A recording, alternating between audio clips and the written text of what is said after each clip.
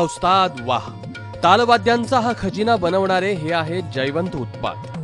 एका साध्या डफाच्या आकाराचं हे यंत्र, पण त्यातून निर्माण होत आहेत असंख्य ताल, जे आपल्या मनाचा ठाव घेतल्याशिवाय राहत नाही. थोडे थोडके नव्हे, तब्बल 600 प्रकारचे ताल या एका यंत्रातून निघतात. जपानच्या रोलँड कंपनीने हे हॅन्डसॉनिक मूळ बनवलेलं आहे. इथे डाव्या बाजूला सॉफ्टवेअर आहे.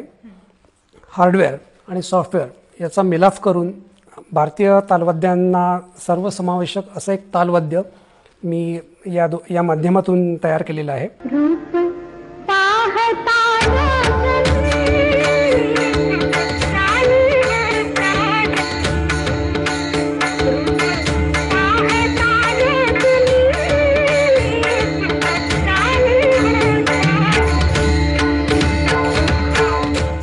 पण मुळात प्रश्न असा की जयवंत यांना असं यंत्र बनवण्याची संकल्पना सुचली तरी कशी?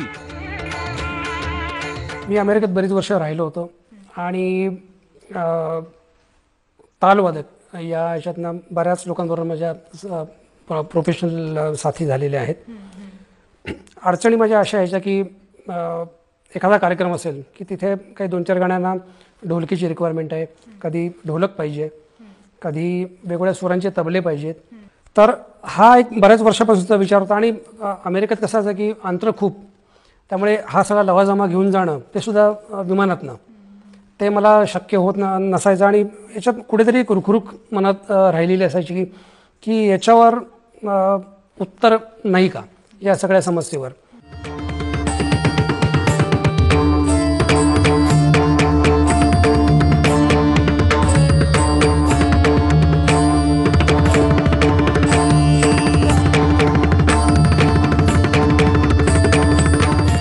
भन्नाट आहे हे वाद्य, पण वाद्य जितकं भन्नाट तितकाच वादकही अवलिया हवा.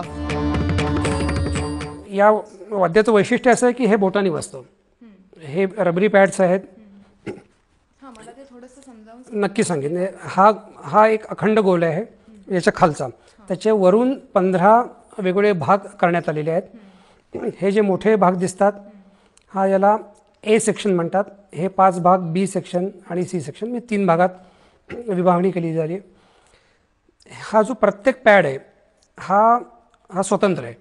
याच्यामध्ये आपण जे काही आवाज आहेत तबल्यातले, पखवाजातले किंवा कुठलेही वाद्य जे वाजवणार त्यातले वेगवेगळे आवाज याला आपण प्रोग्राम करू शकतो. म्हणजे प्रोग्रामिंग इथे होतं.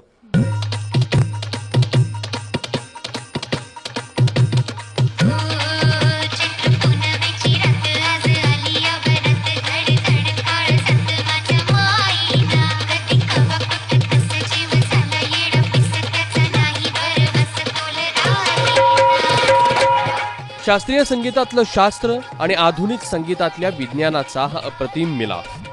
भारतीय संगीतानं नेहमीच प्रयोगशीलता जपली आहे. उत्पात यांचा हार्डवेअर आणि सॉफ्टवेअरचा हा मिलाफ त्याच प्रयोगशीलतेला आणखी पुढे नेणार आहे.